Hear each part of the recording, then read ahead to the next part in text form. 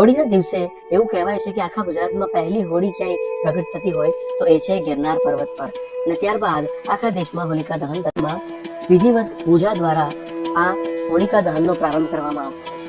અત્યારે આપણે જે રીતે જોઈ રહ્યા છીએ એ રીતે હોલિકા દહનની સંપૂર્ણ તૈયારીઓ કરવામાં આવે છે.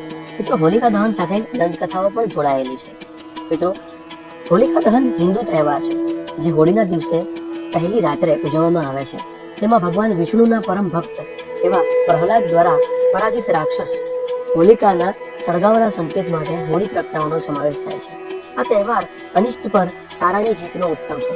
મિત્રો, આ દરમિયાન ઘણા બધા ભક્તો અંબાજી માતાજીના દર્શને આવે છે, તેમજ માતાજીના દર્શન કરીને પાવન થાય છે. ગુજરાતના જૂનાગઢ જિલ્લામાં આવેલ ગિરનાર હિન્દુઓ માટે લોકપ્રિય તીર્થસ્થાન છે. તે વિશ્વના સૌથી જૂના પર્વતોમાંનો એક પર્વત છે અને મહાભારત તેમજ સ્કંદ પુરાણ જેવા પ્રાચીન ગ્રંથોમાં તેનો ઉલ્લેખ કરવામાં આવ્યો છે. હોલિકા દહન સમારોહમાં ભાગ લેવા માટે ઘણા લોકો હોળી દરમિયાન ગિરનાર પર્વતની મુલાકાત લેતા હોય છે. મિત્રો, એક સ્થાનિક દંતકથા અનુસાર હોલિકા દહન સદીઓથી ગિરનાર પર્વત ઉપર કરવામાં આવે છે. એવું કહેવાય છે કે પ્રાચીન કલાકારો પર્વત પર હોલિકા દહનના ચિત્રો બનાવતા હતા અને પાછળથી એ જ ચિત્રો હવે માર્ગદર્શન તરીકે ઉપયોગમાં લેવામાં આવે છે.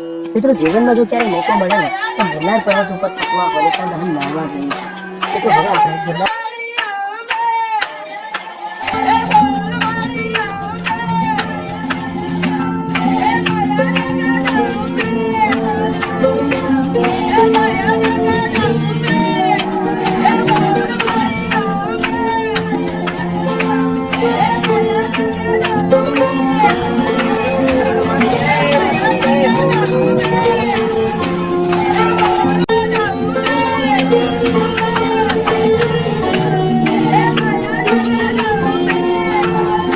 ગરવાગઢ ગિરનાર પર હોલિકા દહન માણવું એક અદ્ભુત અનુભવ છે.